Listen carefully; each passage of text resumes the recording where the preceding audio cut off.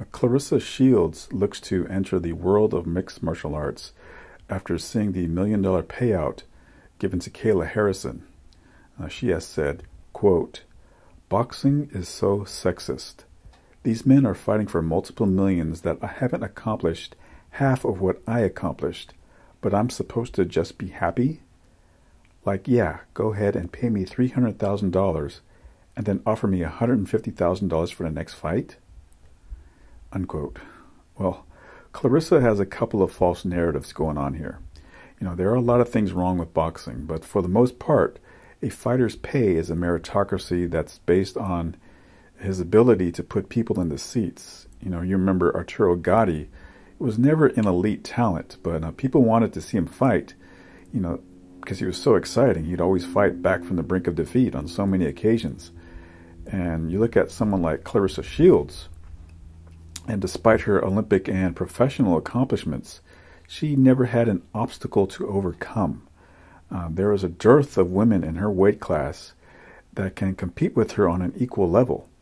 There simply aren't enough women her size that, she's can even go into the ring with her on a legitimate basis. And she's, even went so far as to call out the long-retired Layla Ali for a fight about a year or so ago, I remember. And if you look at the BoxRec rankings of all the women competing in Claressa Shields' weight class here in the United States alone, and there is hardly anyone in this weight class. And Claressa herself is just, light years ahead of her, the second place female. So the talent, what little talent there is in female boxing, it's in the lower weight classes. And Claressa Shields is simply too big. There is just no one for her to fight. Now, I know some experts may point to Maureen Dicari of Canada, or there's Savannah Marshall, which I think is a weight division above Claressa. But, these fights, they would not command an audience to get Shields the kind of money she thinks she's entitled to. And furthermore, if she thinks if she's trying not to fall prey to sexism, MMA is the last place she should go.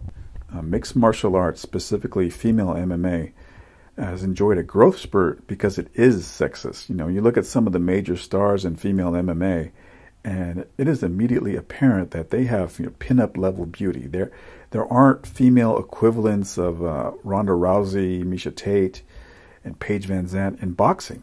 We have a few lookers like Lauren Eagle of Australia, that Mia St. John maybe, but they never developed a high level of skill. But there are fighters like Jessica Bopp, Mariana Juarez, but again, these are lower weight fighters that, number one, they're in Latin America, and they do not command any kind of salary that Shields is calling for. So if Claressa Shields thinks she's going to command $1 million payday in MMA and challenge somebody the likes of Kayla Harrison, it's going to take a ton of snake oil salesman hype to get that kind of money. Even if Shields were to train in MMA, if she gets a blue belt in Brazilian Jiu-Jitsu, that's not going to prepare her for someone who's been practicing BJJ or judo since they were in kindergarten. This is a completely different sport.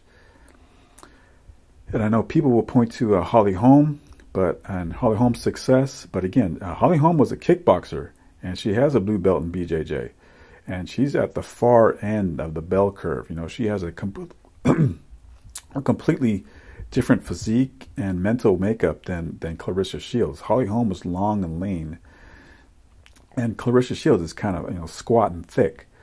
And let's face it, most boxers just embarrass themselves in MMA. You look at James Toney, Ray Mercer, Butterbean. We can go back to Art Jimerson from the original UFC. Once they're taken down or they get that first kick to the shins, they realize this is a different animal. So I sympathize with Shields for not getting a bigger platform in boxing, but she should stay out of MMA.